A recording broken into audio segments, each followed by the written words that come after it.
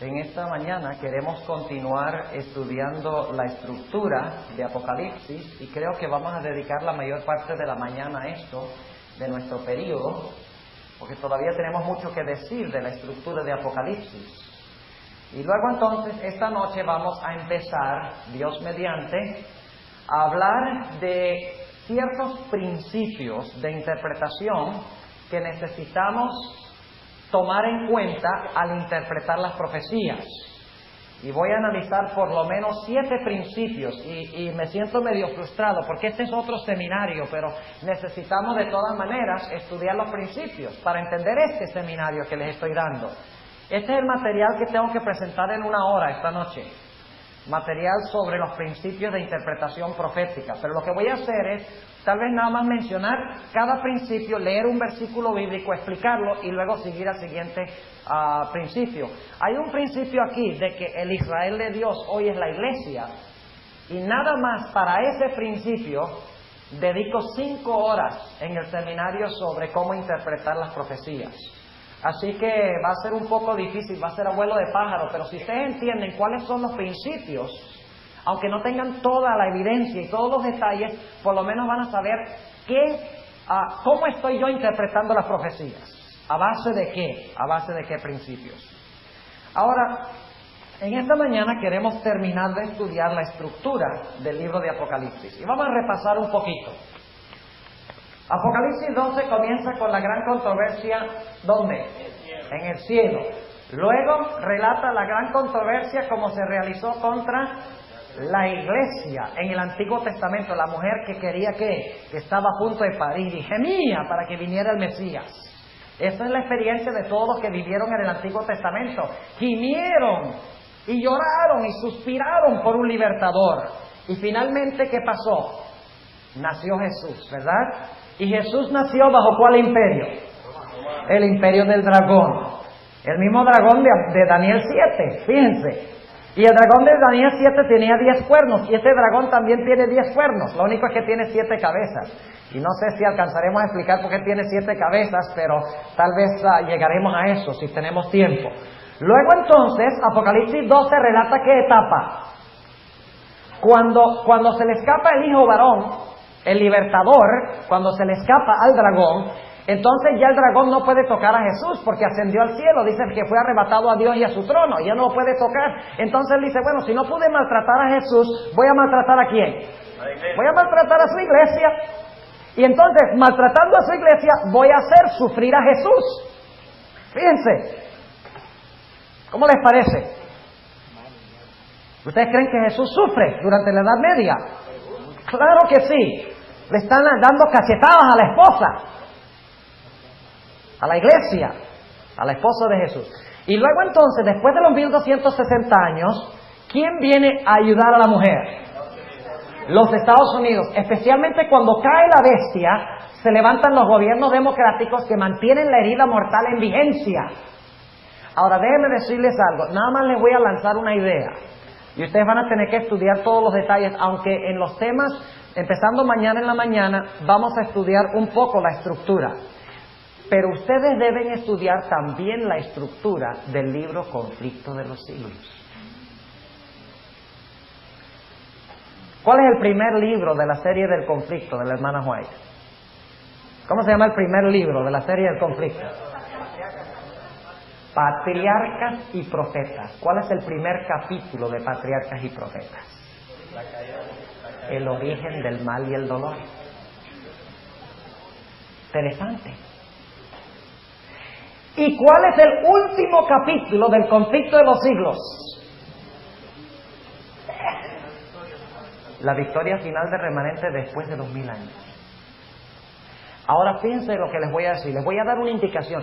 Me puse a estudiar este asunto y me quedé con la boca abierta, se los digo sinceramente. La estructura del conflicto de los siglos. Y me di cuenta que desde aquí, porque el conflicto de los siglos relata solo desde la destrucción de Jerusalén en adelante. Para lo otro, tenemos que regresar al deseado de toda la gente y a profetas y reyes. Pero empezando aquí con Roma pagana, o con Roma imperial, con el dragón, describe la destrucción de Jerusalén durante ese periodo. Y luego, ¿qué describe la hermana White? la persecución de la iglesia durante la Edad Media. Y luego después describe la herida mortal que le dio Francia al papado en la Revolución Francesa, culminando en 1798. Ahora fíjense, eso está en la página 309, o sea, la herida mortal que termina en los 1260 años, está en el Conflicto de los Siglos, página 309 hasta la página 332. ¿Saben ustedes cuál es el título del siguiente capítulo inmediatamente después que la Revolución Francesa le da la herida mortal al papado? ¿Saben ustedes cuál es el próximo capítulo? América, tierra de libertad. Vaya coincidencia. ¿De dónde está sacando la hermana White esta idea? Miren, jóvenes, la estructura del conflicto de los siglos es inspirada. Y no solamente el contenido, sino la secuencia. Yo me he quedado pasmado al estudiar la estructura del conflicto de los siglos, y no solo la estructura de Daniel y Apocalipsis. Y me doy cuenta que la secuencia que da la hermana White es idéntica a la que encontramos aquí en Apocalipsis. ¿Quién se lo dijo a ella? ¿Lo inventó? Yo no creo que lo haya inventado. Tendría que ser súper sabia para poderse sentar a mirar y a interpretar todo esto y a estructurar el conflicto de los siglos exactamente como está estructurado el conflicto de los siglos. Ahora, después que cae el papado, ¿quién se levanta? Los Estados Unidos. Y al principio, ¿cómo fue los Estados Unidos? Un cordero. ¿Recuerdan los Estados Unidos en la época de Guillermo Miller? ¿Verdad? Un país protestante, un país cristiano, un país que defendía los derechos humanos, un país que respetaba la libertad de conciencia. Pero luego dice que los Estados Unidos, que ayuda a la mujer, que ayuda a la iglesia, porque ¿qué? ¿Cómo está ayudando los Estados Unidos a la iglesia adventista ahora? ¿Dejándola qué? Dejándola hacer su obra. ¿Ustedes creen que si la iglesia adventista se hubiera levantado en la Edad Media, se le hubiera dejado hacer su obra? Si se hubiera levantado en Europa, no. ¿Por qué? Porque la iglesia estaba unida ¿con qué? Con el Estado. Y cualquiera que no cuadraba con esa unión era ¿qué? Proscrito. Por eso es providencial que Dios levantó un país como Cordero, un país representado por la tierra, que significa que hay pocos pobladores porque las aguas representan muchedumbres y aquí no hay muchedumbres. Levantó providencialmente a los Estados Unidos para cortar la persecución, coartar la persecución. Y así fue que la tierra ayudó a la mujer. Pero según Apocalipsis 12, de repente, ¿qué iba a pasar con los Estados Unidos? El dragón se airó ¿contra quién? Contra la mujer. Entonces, cuando la tierra ayuda a la mujer, el dragón ¿qué? Se llena de ira. Y se va a hacer guerra contra el remanente de la simiente de ella. ¿Y cuántas características tiene el remanente? 2. Guardan los mandamientos de Dios y tienen el testimonio de Jesús. Ahora escuchen bien lo que voy a decir. La iglesia remanente tiene 2 características. En Apocalipsis 12 dice cuál de los mandamientos odia el dragón. Ahí en el versículo 17 dice cuál de los mandamientos odia el diablo. No, sencillamente dice que odia ¿qué cosa? El remanente que tiene los mandamientos, que guarda los mandamientos de Dios. Y tiene el testimonio de Jesús. ¿Qué es el testimonio de Jesús? O sea que tiene en su medio un ¿qué? Un profeta verdadero. Si ustedes oyen a alguien criticar el espíritu de profecía, esa es la voz del dragón. ¿Oyeron lo que dije? No solo los evangélicos que atacan el sábado, que es uno de los mandamientos, están hablando como el dragón, sino que los que dentro de la iglesia atacan el espíritu de profecía sin haberla estudiado. Eso es lo peor. Empiezan a buscar detallito aquí, detallito allá, y de acuerdo a su sabiduría no entienden lo que dice el espíritu de profecía, porque no comparan otras cosas que la hermana White dice, no consiguen la estructura, el panorama completo, y por lo tanto se ponen a criticar. Esa es la voz del dragón en la iglesia. ¿Serio el asunto? Tal vez un título, buen título de un sermón, El dragón en la iglesia. Ya oyeron, pastores, ahí tienen, El dragón en la iglesia. Un sermón sobre el espíritu de profecía. Algún día voy a predicar yo un sermón sobre el dragón en la iglesia. He predicado el sermón, pero no le he puesto el título. Ahora, esta es la fase final del conflicto. En Apocalipsis, el capítulo 12. Ahora, está faltando algo aquí, en la estructura de Daniel. ¿Verdad? Está faltando algo. ¿Qué es lo que está faltando en Apocalipsis 12? Tenemos la crisis final. Están faltando dos cosas. Tenemos la crisis final, ¿verdad? Está faltando el monte, que es el reino eterno.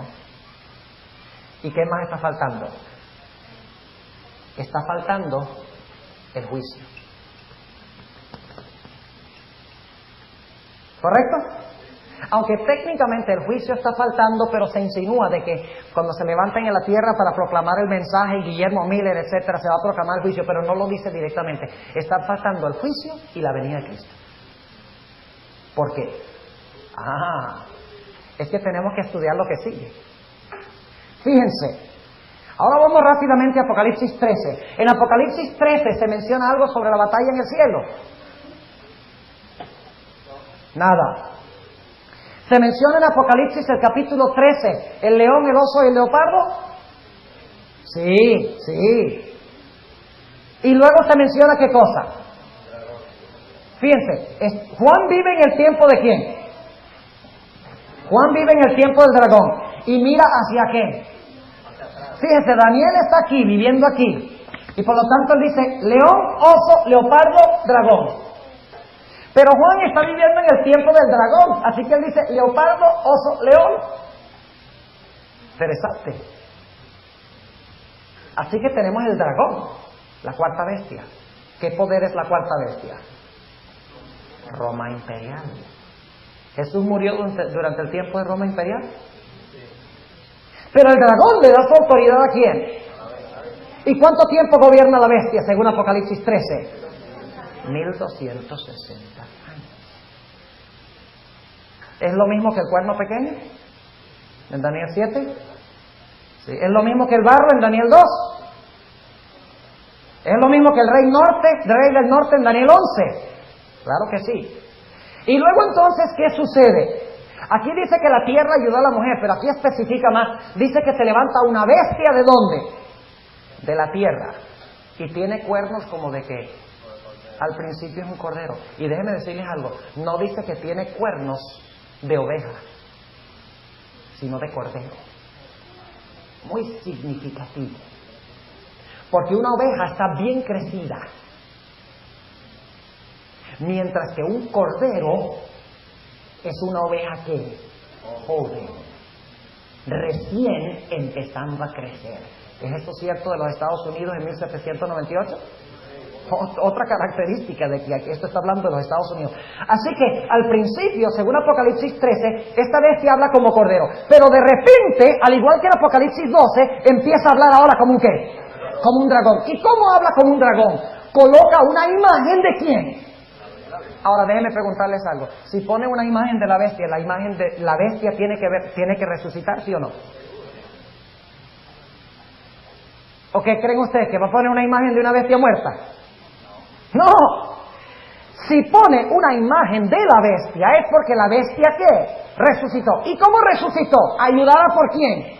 Por la imagen. ¿Entienden lo que estamos diciendo? Ayudada por los Estados Unidos. ¿Dice la hermana ahí eso en el conflicto de los siglos? Claro que sí. Ahora, fíjense bien lo que voy a decir. ¿Dónde está el monte? ¿Dónde está la montaña? En Apocalipsis 13 sí la tenemos. Porque cuando concluye la crisis final, la bestia que tiene el número 666 dice que manda matar a los que no adoran la imagen de la bestia. Dice que no deja comprar ni vender a los que no adoran a la imagen de la bestia, a los que no reciben la marca de la bestia. Hay un grupo que es victorioso en esa crisis. ¿A dónde están? Vamos a Apocalipsis 14. Fíjense qué interesante. Apocalipsis 14.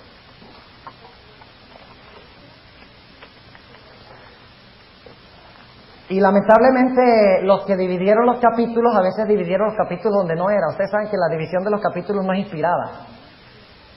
Yo doy gracias que dividieron la Biblia en capítulos y versículos, porque si no, no encontraríamos nada. Pero a veces dividieron el capítulo donde no deben. Y este es un caso. Porque fíjense cómo termina el capítulo. Vamos a leer el capítulo 13 y el versículo 11 en adelante. Después vi otra bestia que subía de la tierra, tenía 2 cuernos semejantes a los de un cordero, mas hablaba como un dragón, y ejerce todo el poder de la primera bestia en presencia de ella. ¿Y qué? Y hacia la tierra y a los moradores de ella adorar. ¿A quién? A la primera bestia. ¿Qué están adorando a una bestia muerta?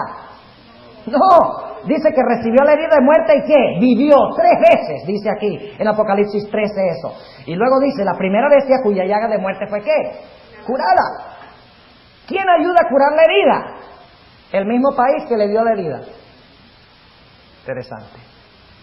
Y hace grandes señales de tal manera que aún hace descender fuego del cielo a la tierra delante de los hombres, y engaña a los moradores de la tierra por las señales que le ha sido dado hacer en presencia de la bestia. Todo lo que hace la imagen lo hace en favor de ¿quién? De la bestia. Noten, vez tras vez en este capítulo dice en presencia de la bestia, imagen de la bestia, según lo ordena la bestia. O sea que no es el poder que gobierna, no es la imagen, sino ¿quién? La bestia. Porque una imagen no es el original. Dice, versículo 14, engaña a los moradores de la tierra por las señales que le ha sido dado a hacer en presencia de la bestia, mandando a los moradores de la tierra que hagan la imagen de la bestia que tiene la herida de cuchillo, ¿y qué? Y vivió. Ahí está otra vez. Y le fue dado que diese espíritu a la imagen de la bestia para que la imagen de la bestia hable, y hará que cualesquiera no adoraren la imagen de la bestia sean ¿qué? Muertos. Y hacía que a todos, pequeños y grandes, ricos y pobres, libres y siervos, se pusiese una marca. Ahora sabemos cuál mandamiento especialmente aborrece. Ahora sabemos. En Apocalipsis 12 es general, dice que aborrece ¿qué cosa? Los mandamientos. Pero en Apocalipsis 13 dice ¿cuál mandamiento? ¿Cuál? ¿Qué es la marca de la bestia?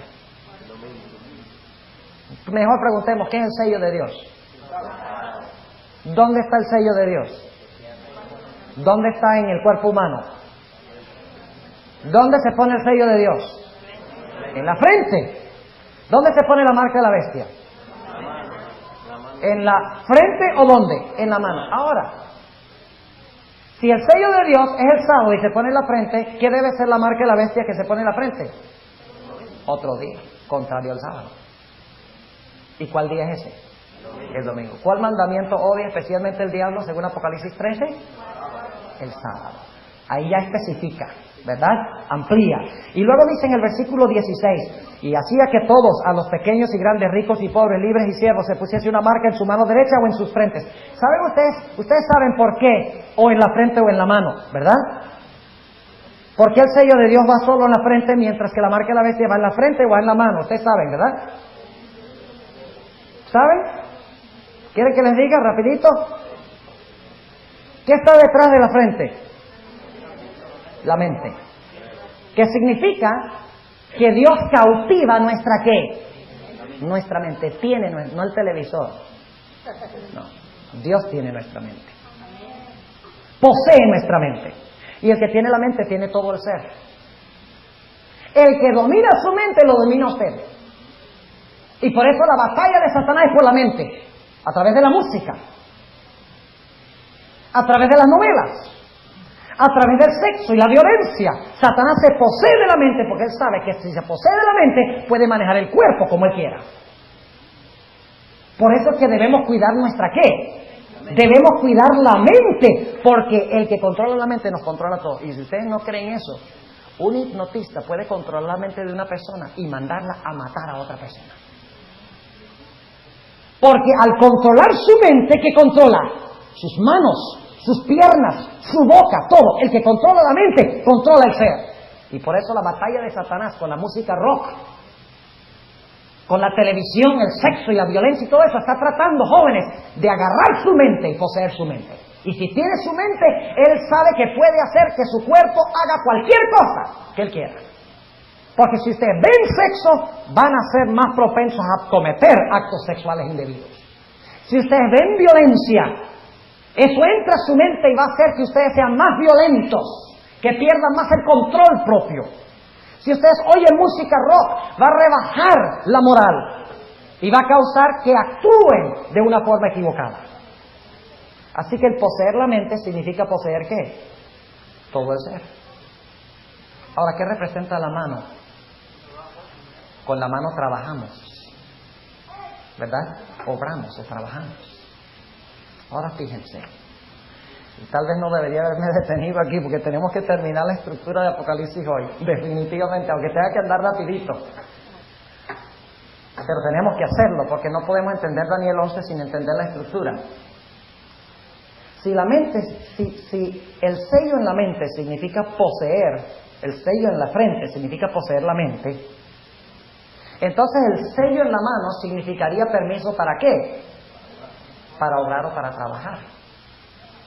Ahora, ¿cuál es el único servicio que Dios acepta? ¿Acepta servicio por convicción o por conveniencia? Los que reciban el sello de Dios, su mente es de Dios y por lo tanto todos sus seres de Dios. Están perfectamente convencidos de que Dios es Dios. Y echan a un lado el mundo. Pero hay dos clases de personas que adorarán a la bestia. Una clase son aquellos que están completamente convencidos de que la bestia es el poder que hay que seguir. Están engañados. Es decir, su mente ha sido completamente ¿qué? Engañada. Su mente es de la bestia. Están convencidos de que la bestia es el poder de Dios en el mundo. Pero hay otra clase. ¿Qué pasará con todos los adventistas del séptimo día que conocen bien al derecho y al revés el mensaje del sábado? Pero que por miedo a la persecución, a no poder comprar ni vender, ni poder trabajar para ganarse la vida, dicen no, yo sé que el sábado es correcto, yo lo sé, pero si yo recibo la marca, si yo recibo el sello de Dios y no la marca de la bestia, entonces no voy a poder ¿qué? No voy a poder trabajar para ganarme la vida. Y por lo tanto, por conveniencia, fíjense bien, no ellos están convencidos de que la bestia está equivocada, lo saben. Saben que el día es de reposo, el día sábado es día de reposo, porque la hermana Guaida habla de muchos adventistas que abandonarán la iglesia, pero en su mente saben que el sábado es el día de reposo.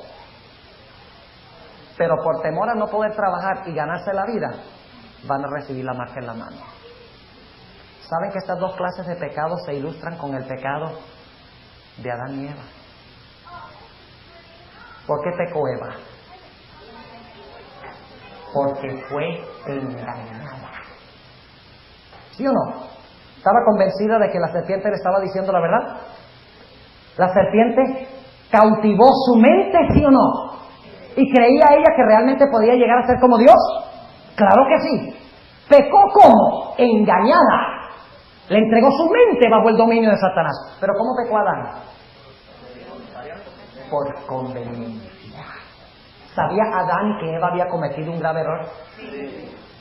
¿Pecó Adán engañado? No, pecó por temor a perder a Eva. ¿Ahora entienden por qué en la frente y en la mano? El sello de Dios solo se coloca ¿dónde? En la frente, porque Dios acepta solo una clase de servicio. El servicio voluntario de convencimiento de que Él es Dios. Pero la bestia dice, a mí no me importa cómo me sirvan. Si me sirven porque están engañados y convencidos de que yo soy Dios en la tierra, o me sirven porque tienen temor de perder el trabajo, perder la vida, no hay ningún problema, con tal que me sigan. Ahora, bueno, ese desvío nos duró un rato. Ahora, ¿dónde estábamos? Ok, estamos aquí. Vamos a Apocalipsis 14. Ahora, antes del 14, vamos a leer el versículo 17. Y que ninguno pudiese comprar o vender sino el que tuviera la señal o el nombre de la bestia o el número de su nombre. Aquí hay sabiduría. El que tiene entendimiento cuenta el número de la bestia porque es el número de hombre y el número de ella 666. ¿Y qué es lo próximo que viene? Y miré y he aquí el Cordero estaba sobre el monte de Sión. ¿Qué viene después de la crisis final? La montaña. ¿La misma montaña de Daniel 2? ¿Sí o no? Claro que sí. ¿Y está el Cordero solito? No. Cristo en Daniel 7 recibe el reino. ¿Pero quiénes reciben el reino con él? ¡Oh, los santos! Dice allí. Y por lo tanto dice, miré y aquí el Cordero estaba sobre el monte de Sión, y con él 144,000 que tenían el nombre de su Padre escrito en sus frentes. En contraste con los que tienen la marca de la bestia en el capítulo anterior. Y oí una voz del cielo como ruido de muchas aguas y como sonido de un gran trueno. Y oí una voz de tañedores de arpas que tañían con sus arpas.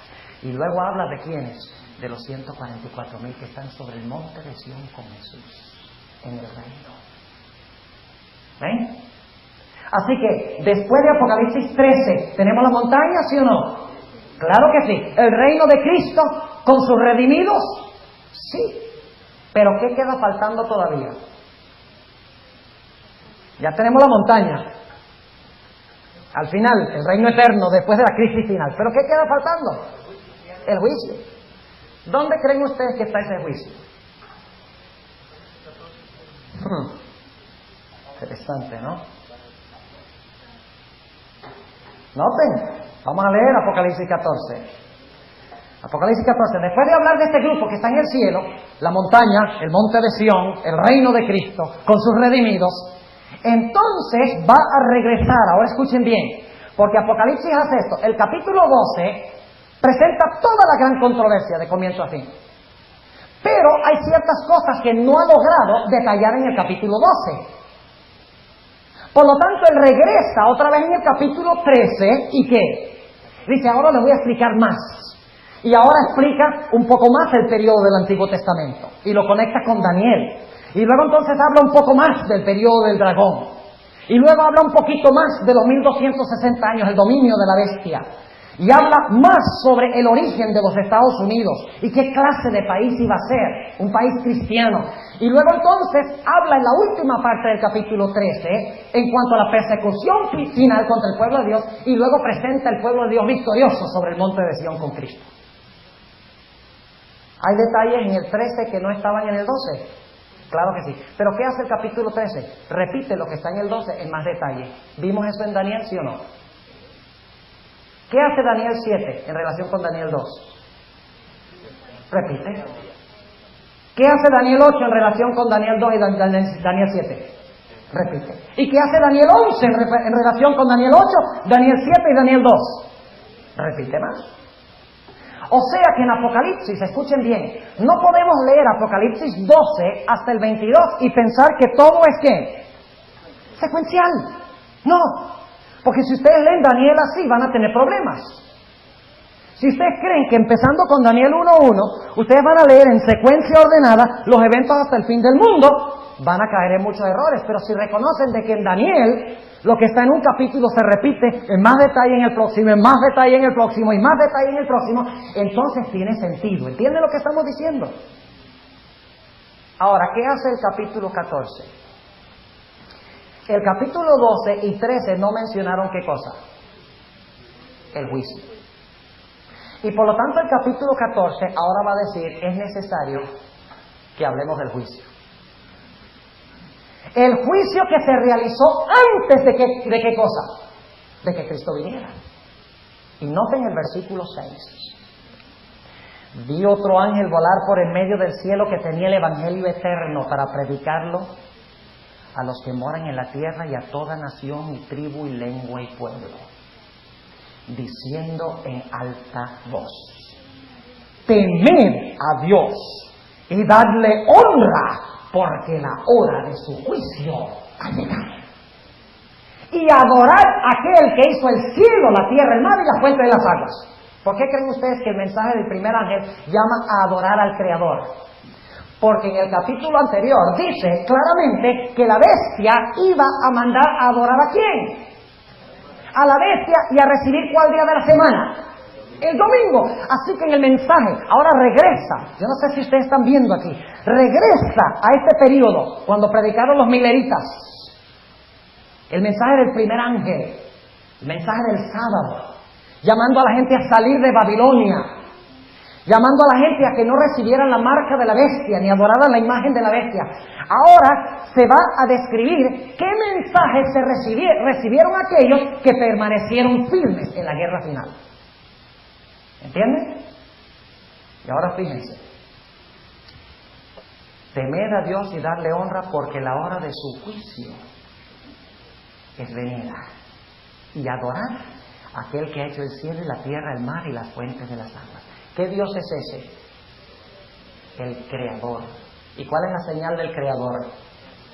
Usted no puede adorar a Dios sin guardar el sábado.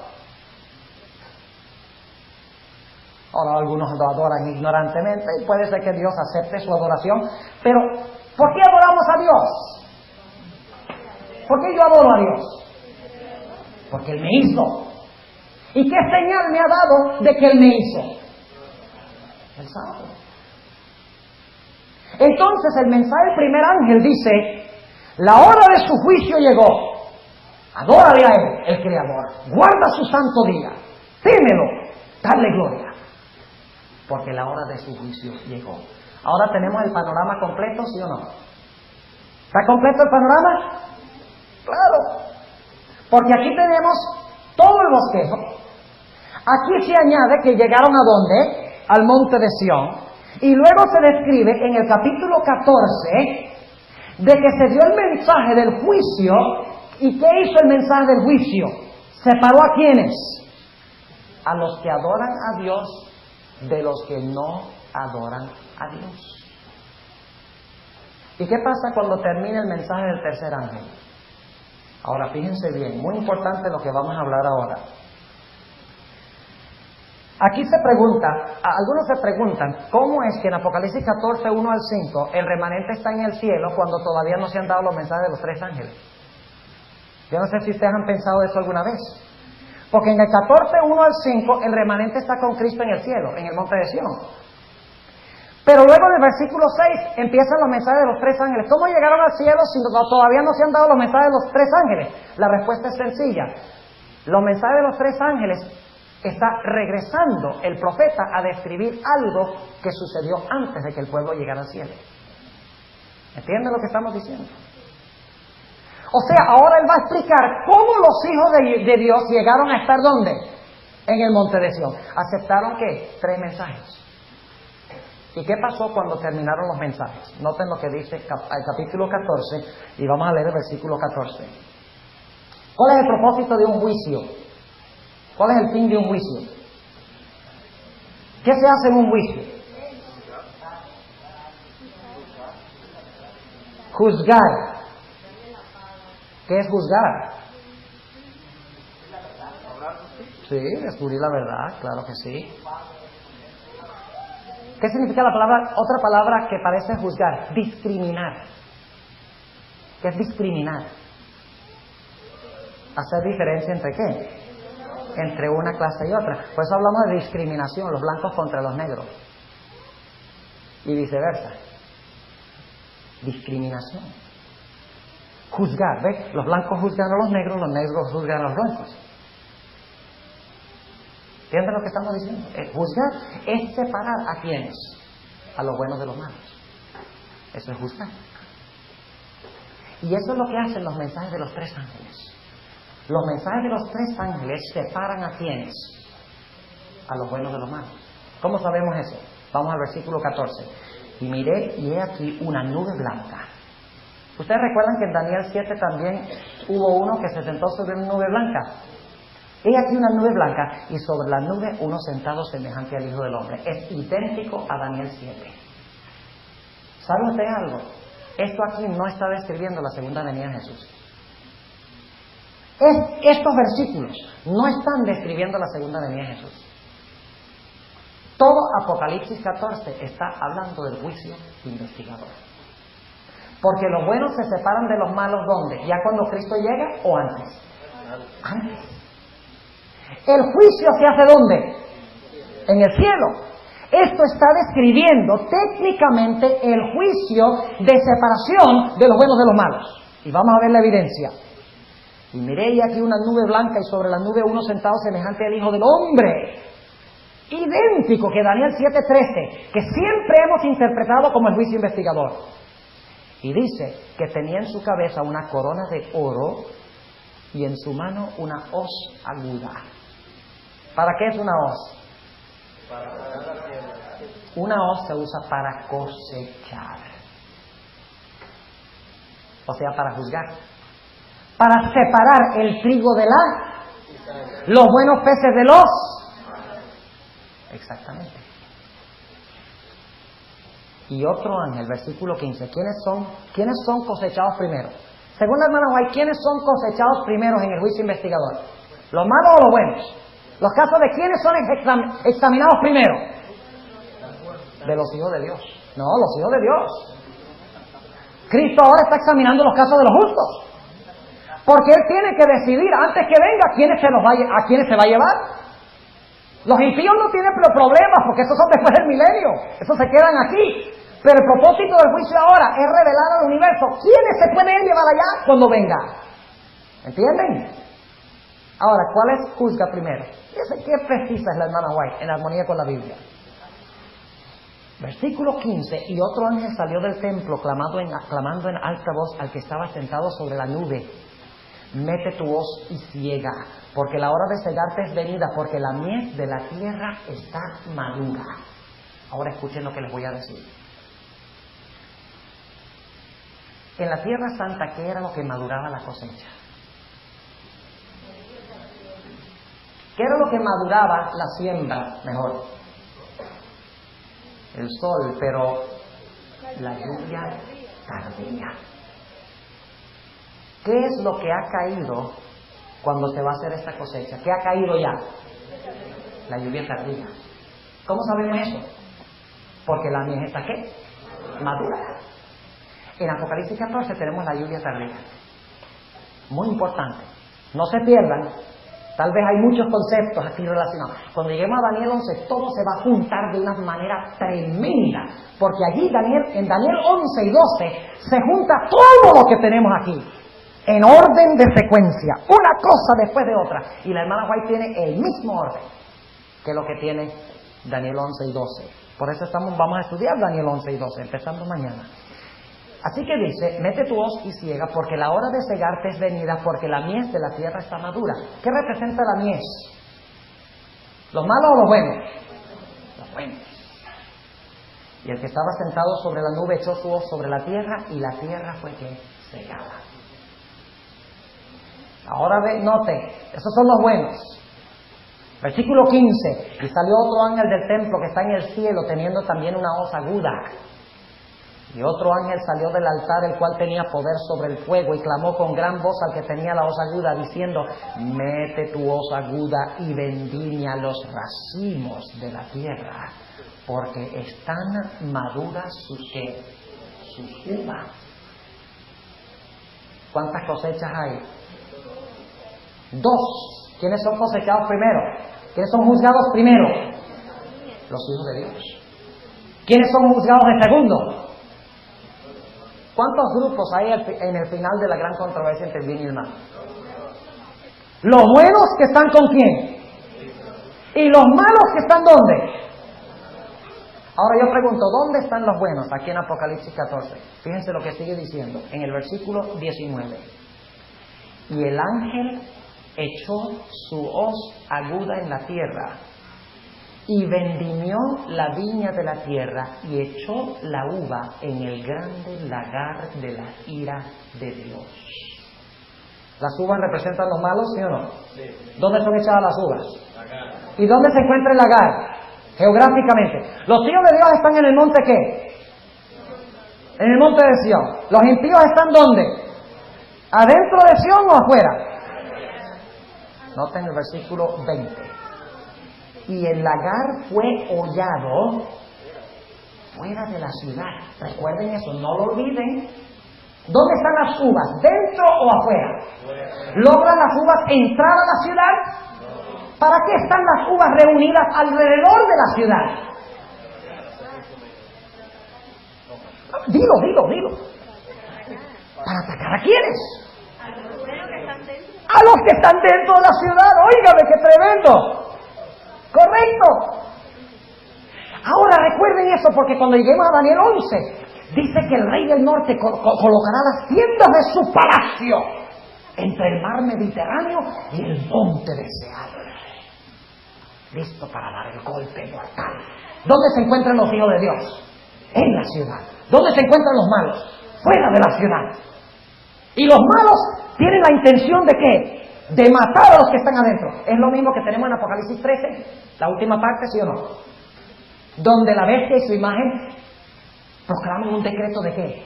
De matar a los que no reciban la marca de la bestia. Lo mismo que en Apocalipsis 14. Apocalipsis 14 culmina a donde culminó ¿qué? Apocalipsis 13. Está alcanzando el mismo ¿qué?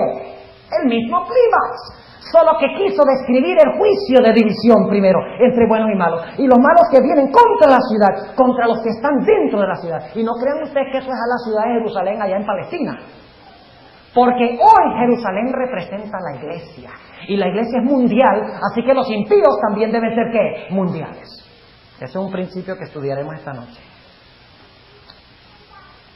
Ahora, capítulo 15, ¿dónde están los santos? Otra vez.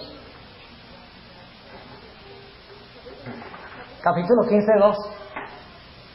¿Ven ustedes la crisis final en Apocalipsis 14?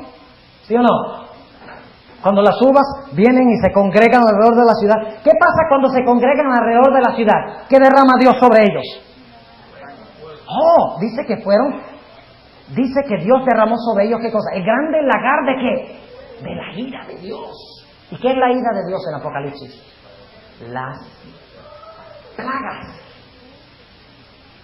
son la ira de Dios. Ahora noten, después de esta crisis, cuando los malos están afuera y los buenos están adentro, protegidos por Dios, después que pasa esta crisis, ¿a dónde se encuentran de nuevo los santos? Versículo 2 del capítulo 15. Y vi así como un mar de vidrio mezclado con fuego, y los que habían alcanzado la victoria sobre la bestia y su imagen, y su señal y el número de su nombre, estar sobre el mar de vidrio teniendo las arpas de Dios. ¿Dónde están después de la crisis de las uvas afuera y los hijos de Dios adentro? ¿Dónde están de nuevo? En la montaña, en el reino eterno, en el cielo. ¿Cuántos entienden lo que estamos diciendo aquí? ¿Lo están viendo? ¡Qué fascinante! Estudiar la estructura. Si no estudiamos la estructura, no sabemos dónde estamos. Por eso es que los evangélicos toman el libro de Apocalipsis y empiezan en el capítulo 4 y dicen, hay que leerlo de seguido. Viene primero el 4, luego el 5, 6, 7, 8, 9 y 10 y lo leen así seguido, de principio a fin. Pero cuando uno hace eso, no puede entender el libro. Porque Apocalipsis está haciendo lo mismo que el libro de ¿qué? De Daniel. Lleva toda la secuencia, vuelve. Llega hasta el final, vuelve. Llega hasta el final, vuelve. Cada vez describiendo más detalle. Ahora, escuchen bien, tenemos que avanzar aquí rapidito en la última parte, pero fíjense. En Apocalipsis capítulo 14 termina con ¿qué? Con la guerra de las uvas contra la mies que se encuentra ¿dónde? Es que sabemos que la mies está dentro porque las uvas están afuera y hubo dos cosechas. ¿Entienden lo que estamos diciendo? La mies está dentro, las uvas están afuera. Las uvas tienen la intención de ¿qué? De derramar a su ira contra los que están adentro. Dan un decreto de muerte en contra de ellos. Así culmina el capítulo 14. Y luego el 15 dice, estos vencieron a la bestia, su imagen y su marca y su número y están en el cielo. Pero todavía hay algo que no se ha descrito en detalle. ¿Y qué es? El capítulo 14 terminó hablando del grande lagar de ¿qué? De la ira que iba a caer sobre los malos. Y hay ciertas cosas que Juan todavía no ha dicho en cuanto a eso. Y por lo tanto, después de ver a los santos en el monte de Sión salvos, ahora describe las plagas, que son la ira de Dios. ¿Ven? Regresa otra vez. Dice, sí, la ira de Dios fue derramada en el lagar, los hijos de Dios estaban en Jerusalén, pero hay ciertas cosas que yo tengo que explicarles en cuanto a la ira de Dios. Volvamos un momentico otra vez a hablar de ese periodo cuando la ira de Dios es derramada. Y por lo tanto regresa otra vez a explicar qué cosa, las plagas. ¿No se preguntaban ustedes alguna vez cómo los santos pueden estar en el monte de Sión si las plagas no han caído todavía? ¿Por qué? Porque esto es el clímax. Como Daniel 2 alcanza el clímax y luego en Daniel 7 vuelve otra vez a cubrir el territorio. ¿Entienden lo que estamos diciendo? Clímax, anticlímax, clímax, anticlímax. Y los periodistas lo hacen. ¿Acaso los periodistas no lo hacen? En el primer párrafo dicen, en tal lugar se realizó tal siniestro, murieron tantas personas, y luego entonces empieza a describir los detalles de todo lo que sucedió, y luego concluye el artículo otra vez en el clímax. Este es un método literario que usa Juan. Entonces, empieza a describir qué cosa. El periodo cuando caen qué cosa. Las plagas. Y, fíjense, en Apocalipsis 15 todavía no habla de las plagas. En Apocalipsis 15 solamente habla del momento cuando ya el templo no intercede por los pecadores. ¿Cómo se llama eso? El cierre de la gracia. ¿Tiene la hermana White la razón en decir que el cierre de la gracia es antes de la segunda venida? ¿Tiene razón en decirlo bíblicamente? ¿O es que se le ocurrió la idea? Esta es una idea, está buena, vamos a escribirla. Eso es lo que dicen muchos adventistas, porque no estudian la estructura de Daniel y de Apocalipsis. Ahora, habla de que el templo, dice que el templo se llenó de humo. ¿Saben ustedes por qué se llenó de humo? Porque Cristo en el templo está moviendo ¿el qué? El incensario. Pueden leerlo en el capítulo 8 de Apocalipsis, versículos 3 al 5. Está moviendo el incensario de un lado para otro. ¿Y qué había en el incensario? Carbones. ¿Y qué sale del carbón? Humo. Pero llega el momento en Apocalipsis 8 donde Cristo toma el incensario y ¿qué hace? Lo tira a la tierra. ¿Y qué pasa? Lo tira al suelo del templo. ¿Y qué pasa cuando se tiran los carbones? El templo se llena ¿de qué? De humo. Quiere decir que cuando el templo se llena de humo es porque ya en el templo no hay ¿qué? Intercesión. ¿Está claro? La intercesión. El cierre de gracia. La puerta de la gracia se cierra en Apocalipsis 15, empezando en el versículo 5, cuando dice que el servicio del templo cerró. Ya, el que no entra en el templo se puede salvar. ¿Dónde intercede Cristo por los pecadores? En el santuario. Pero cuando el santuario se cierra, ¿hay más intercesión? No. Y por lo tanto en 15 tenemos el cierre de la gracia. Y luego, ¿qué va a hacer en el 16? En el 16 ahora va a describir la consecuencia del cierre de la puerta de la gracia. Y va a describir qué es la ira de Dios de la cual habló en Apocalipsis 14 y el versículo 19 y 20. ¿Acaso no dice que las plagas son la consumación de la ira de Dios? Noten lo que dice. Noten lo que dice en el versículo 5. Y después de estas cosas miré y aquí en el templo del tabernáculo del testimonio fue abierto en el cielo y salieron del templo 7 ángeles que tenían 7 plagas vestidos de un lino limpio y blanco y ceñidos alrededor de los pechos con bandas de oro. Y uno de los 4 animales dio a los 7 ángeles 7 copas de oro llenas de la ira de Dios. ¿Qué es la ira de Dios? ¿Las qué? Las plagas. Y cuando caen las plagas, ¿a quiénes le echan la culpa a los malos? A los hijos de Dios que se encuentran ¿dónde? En Jerusalén. Pero ya no en Jerusalén, en Palestina, sino ¿dónde? En todo el mundo. Jerusalén es mundial. Jerusalén es donde viven los judíos. Y los judíos hoy en día son los que aceptan a Cristo. Así que el monte de Sión es mundial. ¿Y los enemigos son qué? Mundiales. Entonces, en el capítulo, fíjense, y vamos a avanzar ya aquí dentro de unos 2 o 3 minutos, vamos a concluir. En Apocalipsis 16 se describen todas las plagas en orden. Primera, segunda, tercera, cuarta, quinta, sexta y séptima plaga. Se describen en orden, hasta la última plaga. Pero ahora escuchen bien lo que voy a decir. Hay ciertas cosas en cuanto a las plagas que Juan quiere enfatizar que no enfatizó en el capítulo 16. El propósito, escuchen bien, el capítulo 16 de Apocalipsis tiene el propósito de dar la secuencia de las plagas, desde la primera hasta la séptima. Como Génesis capítulo 1, el propósito es dar la secuencia de los días de la creación. Pero yo no sé si ustedes han notado que en Génesis, después de dar el primer día hizo Dios, el segundo día, tercer día, cuarto día, quinto día, sexto día, séptimo día hizo Dios esto. Entonces, ahora el autor de Génesis, que es Moisés, dice, ahora yo necesito explicarles algunas cosas que pasaron durante la semana de la creación. Y en el capítulo 2, y por eso muchos creen que hay dos relatos de la creación y que hubo dos creaciones. Y dicen que hubo una creación en el capítulo 1 y por alguna razón esa creación fue destruida y entonces en el capítulo 2 Dios creó de nuevo.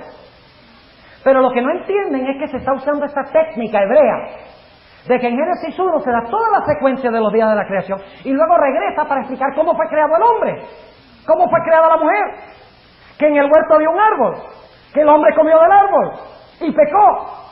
¿Entienden lo que estamos diciendo? Y lo mismo tenemos en Apocalipsis. El primero da toda la secuencia de las plagas y luego dice, un momentico, hay ciertas cosas que yo tengo que hablarles de 2 de las plagas, o específicamente 3 de las plagas, las últimas 3.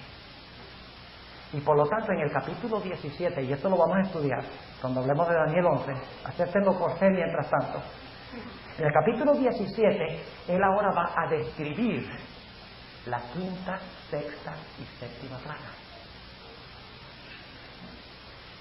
Y luego, él dice, un momentico, en el capítulo 17, yo solamente les hablé de cómo la iglesia se unió con el Estado y las plagas cayeron sobre la iglesia y el Estado por esa relación. Pero hay algo más que tengo que decirles. Así que en el capítulo 18 vuelve a hablar de la 6ª y 7ª plaga, pero esta vez habla de cómo cae no solamente el sistema político y religioso, sino que habla de que los comerciantes también caen, los negociantes que pusieron su dinero para ser usado por esa coalición de la iglesia y el Estado. Ahora los comerciantes caen bajo la 6ª y la 7ª plaga. Y luego finalmente en el capítulo 19, versículo 1 al 10, ¿dónde están los hijos de Dios de nuevo? En el cielo. Interesante. Pero fíjense bien, en el 19, 1 al 10 están en el cielo cantando, han ganado la victoria, la ramera ha sido condenada. Pero ¿cómo es posible que estén en el cielo si la segunda venida empieza en el capítulo 19 y el versículo 11? ¿Entiendes lo que estamos diciendo? En el 19:11 dice, vi el cielo abierto, un caballo blanco, el que estaba sentado sobre el caballo blanco se llama Fiel y Verdadero, el cual con justicia juzga y pelea. Y detrás de él le siguen los ejércitos, ¿qué? Los ejércitos del cielo, que son los ángeles en caballos blancos, y vienen a la tierra para llevarse a los hijos de Dios y para derramar la ira de Dios sobre los impíos. Pero ¿cómo es que en el capítulo 19, 1 al 10, están los santos en el cielo si todavía del 11 en adelante no se ha realizado la segunda venida? ¿Cuál es la explicación? ¿Quién quiere decirme? El punto es el que estamos estudiando. Después de que caen las plagas, cuando culminan las plagas, ¿qué hace Cristo? Se lleva a sus hijos al cielo, están en el cielo. Ganan la victoria, están en el cielo. Pero ahora, Juan quiere decir cómo llegaron al cielo. Y por lo tanto regresa y habla de la segunda venida de Cristo, que es la 7ª plaga. Fíjense, ¿se dan cuenta cómo es como un embudo? Empieza grande y luego elimina esta parte. Luego va hacia adelante y empieza aquí y va hasta el fin. Luego regresa a ciertos detalles y va hasta el fin. Luego regresa y va hasta el fin. Pero cada vez, ¿qué va haciendo? Cada vez va cortando lo anterior, porque a él le interesa ¿qué cosa? El fin. Porque él sabe que nosotros que vivimos en los últimos días necesitamos esto. Y luego después, ¿qué pasa? Después que Cristo nos lleva al cielo, ¿empiezan qué? En el capítulo 20. Los 1000 años. Y después de los 1000 años, ¿qué? Baja la ciudad. Qué interesante, baja la ciudad. ¿Los impíos son qué? Resucitados antes de ser destruidos. ¿Y qué van a hacer? Atacar la ciudad. Pero cuando van a atacar la ciudad, se realiza un juicio. Ahora a los impíos se les deja ver los libros que fueron abiertos durante el milenio por Cristo y sus hijos. Y ellos ven sus vidas. Fíjense cómo es Dios. Dios no reconoce a nadie culpable hasta que tenga un ¿qué? Un juicio. Qué maravilloso es Dios. Dios podría haber dicho, yo sé que todos estos son malos. Listo. Desaparecidos. ¿Podría haberlo hecho? No. Pero hasta los mismos malos tienen que confesar de que su sentencia es justa. Óigame. Y qué tremendo después del milenio, cuando Satanás se revuelve a las muchedumbres.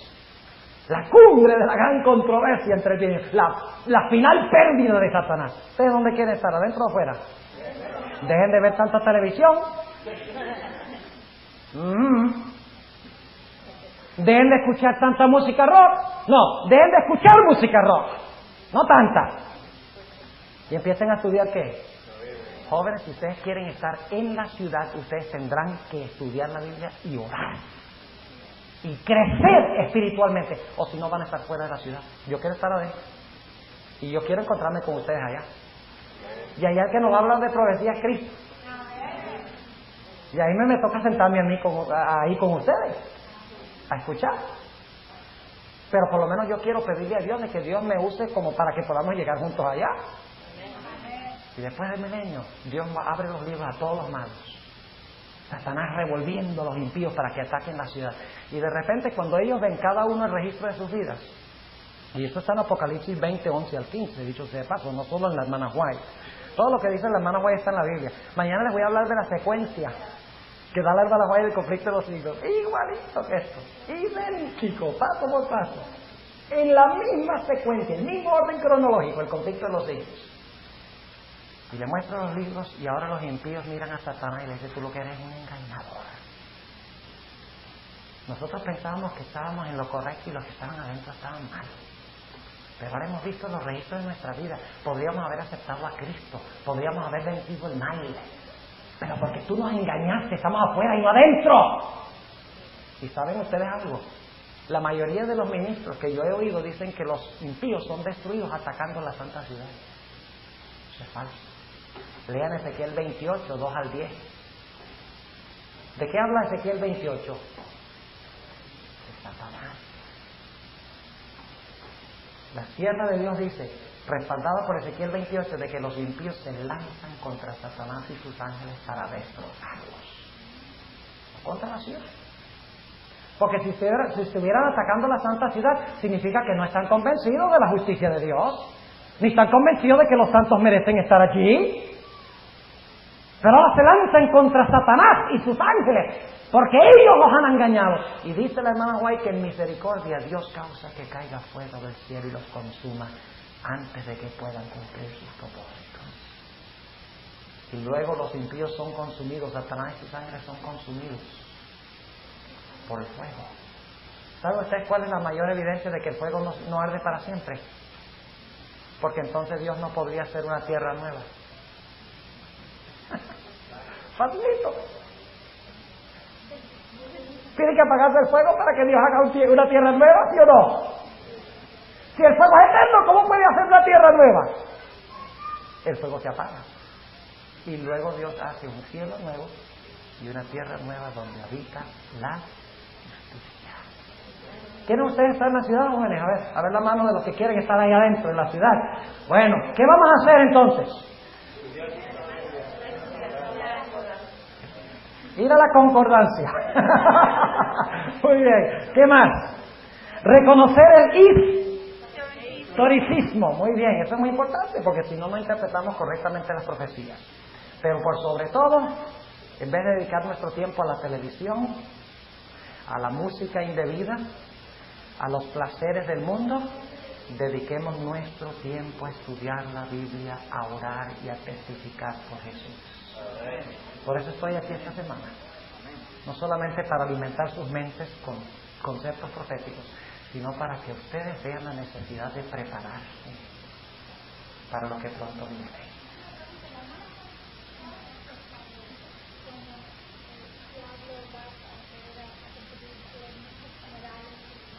Sí, es correcto.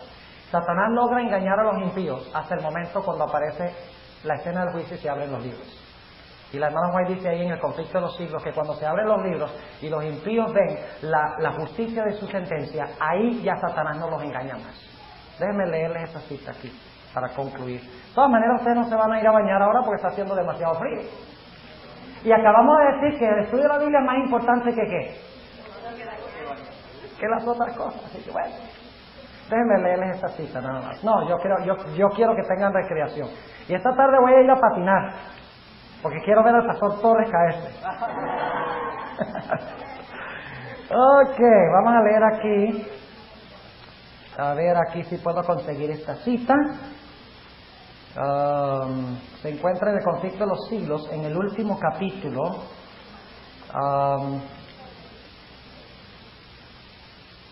Sí, aquí está en la página 730. Escuchen bien. No, vamos a empezar el 729. Contexto. Porque un texto fuera de contexto es un pretexto. Dice aquí: el universo entero contempló el gran sacrificio hecho por el Padre y el Hijo en beneficio del hombre. Porque ven dos panoramas. Ven el sacrificio de Jesús.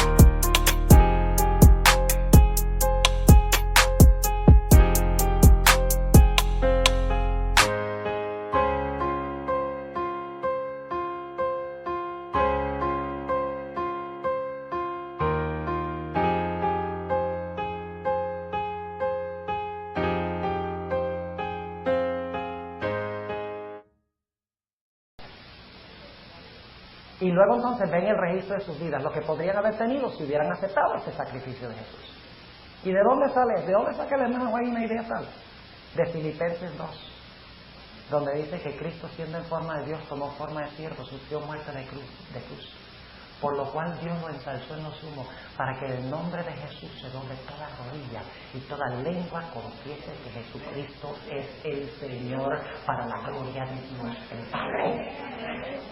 La Biblia lo dice, no solo la hermana White. Y si comparan Isaías 45:22, dice: ante mí toda rodilla se doblará y toda lengua confesará. Y está hablando en el contexto de los malos.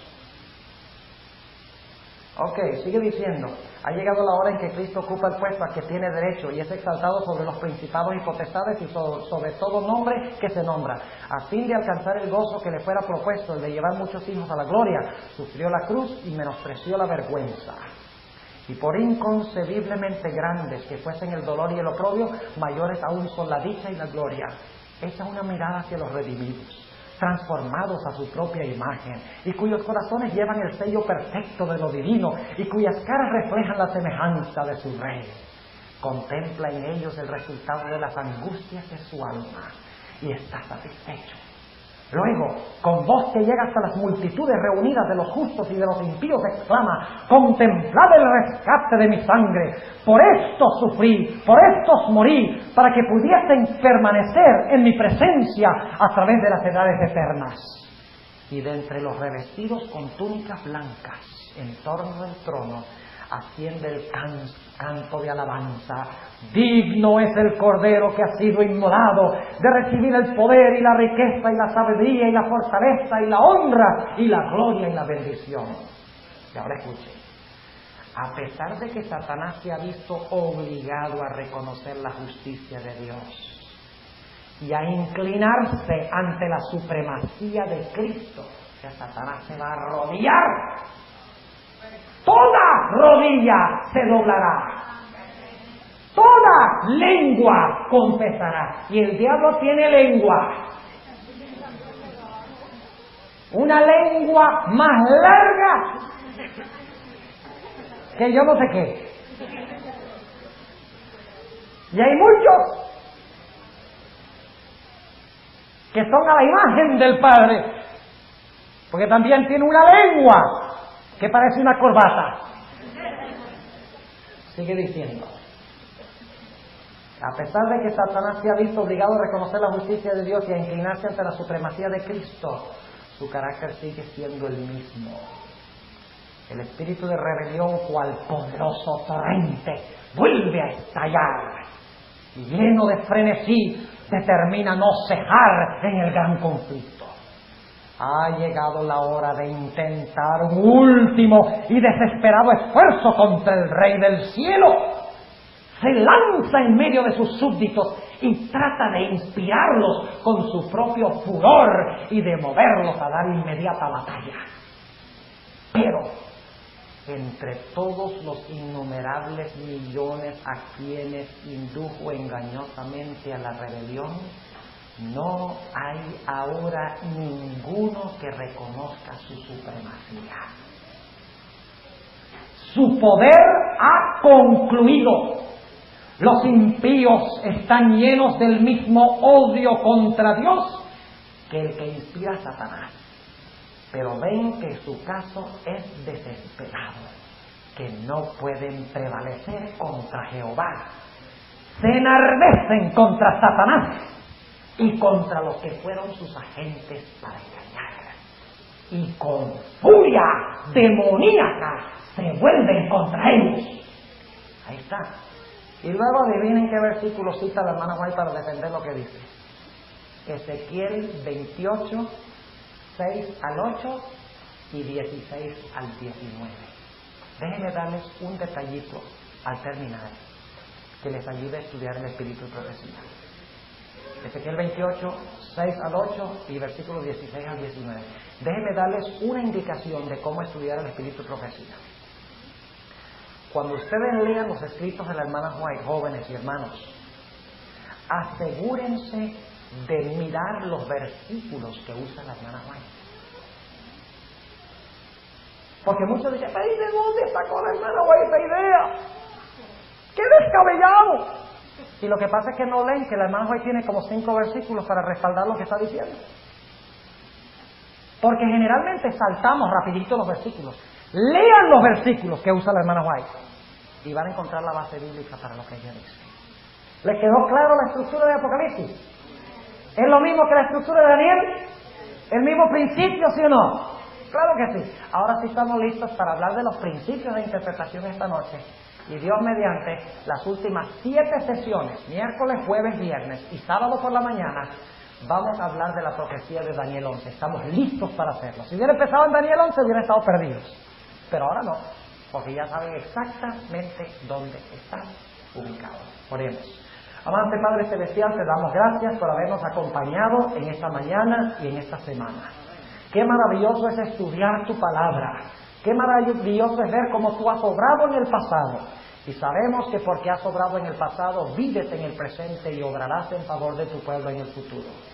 Te ruego, Señor, que bendigas a esta preciosa juventud. Tú les amas más que cualquier cosa en este vasto mundo. Te ruego, Señor, que tú entres a sus mentes por medio de tu Santo Espíritu. Que les ayudes a sentir un deseo de cosas espirituales, de estudiar tu palabra, de orar y de testificar. Haz de esta juventud un ejército poderoso para terminar tu obra en la ciudad de New York. Gracias, Señor, por haber estado con nosotros. En el nombre de Jesús. Amén.